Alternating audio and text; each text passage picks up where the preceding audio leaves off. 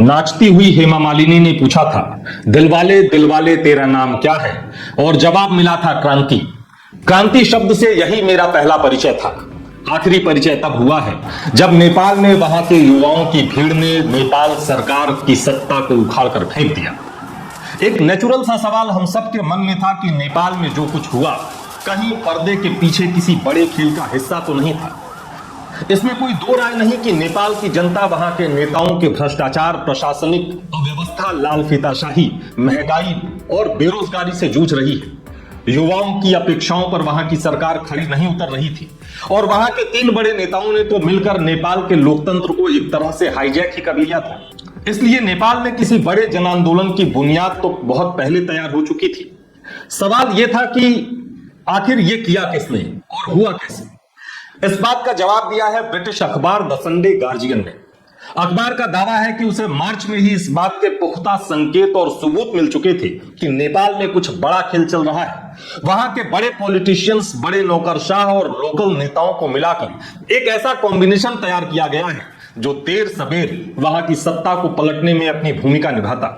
इसलिए आप ध्यान रखिएगा कि नेपाल में जब अचानक युवाओं की भीड़ सड़कों पर उतरी और टारगेटेड हमले किए गए, सोच समझकर, कैलकुलेट करके टारगेटेड हमले किए गए, तो यह बिल्कुल स्पष्ट था कि पर्दे के पीछे कोई तो है जो निशानों को तय कर रहा है, जो बता रहा है कि हमला कब और कहां करना है। ब्रिटिश अखबार द संडे गार्जियन की रिपोर्ट का जिक्र करने से पहले हमें यह भी जानना चाहिए कि नेपाल में लोकतंत्र के नाम पे जो मजाक चल रहा था उससे वहां की जनता वास्तव में उबी हुई थी। वहां के युवाओं की अपेक्षाओं पर वहां की सरकार खरी नहीं उतरती थी। बढ़ती महंगाई, भ्रष्टाचार, बेरोजगारी और सरकारी योजनाओं की लेट लतीफी से हर कोई मायूस था। 17 साल में अगर 14 बार प्रधानमंत्री मैदान में आए और पवेलियन लौट जाएं, तो इससे बड़ी विडंबना क्या होगी? लोकतंत्र का इससे बड़ा मजाक क्या होगा? नेपाल में क्योंकि मध्यावधि चुनाव हो ही नहीं सकते वहां के संविधान के मुताबिक, इसलिए वहां की जनता को भी ये सब देखने के लिए मजबूर होना पड़ा था।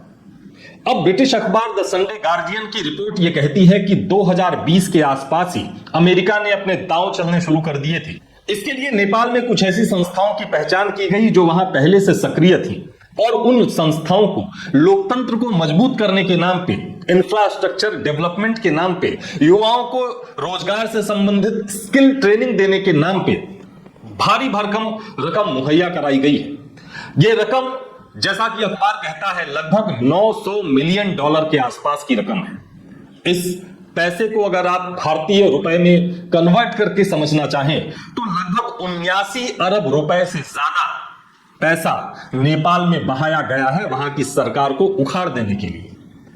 ब्रिटिश अखबार का कहना है कि इस पैसे के जरिए एक ऐसा नेटवर्क तैयार किया गया जो वहां लोकतंत्र को मजबूत करने के नाम पे वहां की व्यवस्था की कमियों को उजागर करता, सरकार के खिलाफ असंतोष को बढ़ावा देता, युवाओं की टीम तैयार करता और इस तरीके से वो नेटवर्क तैयार हुआ जिसने तात्कालिक रूप से लोगों के आक्रोश को भुनाने में आगे बढ़ चढ़कर हिस्सा लिया और आखिरकार नेपाल में खेल हो गया।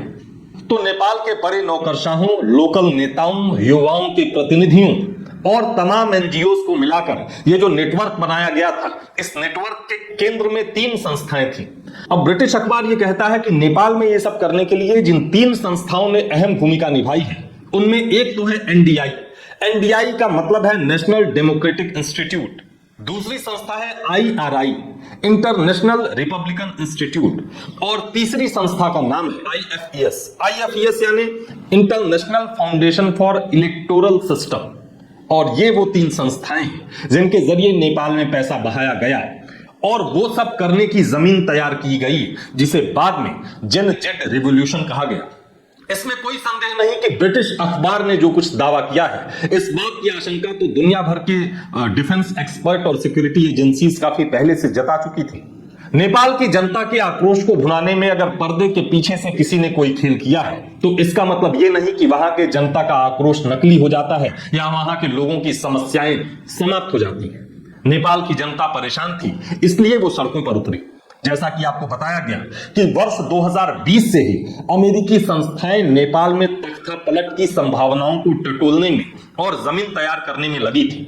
लेकिन तात्कालिक परिस्थिति कौन सी होगी ये दरअसल कोई दूसरी संस्था या कोई व्यक्ति तय नहीं कर सकता। ये तो अक्सर हुक्मरान खुद तय कर देते हैं। कोई एक ट्रिगर पॉइंट होता है जहां से आक्रोश पनपता है और फिर उस आक्रोश को हवा देकर बड़े जन आंदोलनों में बदल दिया जाता है। नेपाल में भी कुछ ऐसा ही हुआ है। हमें यह नहीं भूलना चाहिए कि पर्दे के पीछे का खेल जो भी हो, नेपाल के युवाओं ने वहां बलिदान दिया है, एक नई सुबह की उम्मीद में बलिदान दिया है और यह बलिदान किसी भी कीमत पर व्यर्थ ना जाए, यह सुनिश्चित करना न केवल नेपाल के लोगों, वहां के पावर पॉलिटिक्स में जो अहम किरदार निभाते हैं उन लोगों, बल्कि जो इंटरनेशनल प्लेयर्स हैं उन्हें भी नेपाल की जनता की इच्छाओं का सम्मान करना चाहिए। हम सबकी शुभकामनाएं नेपाल के जन जेड के साथ हैं। धन्यवाद।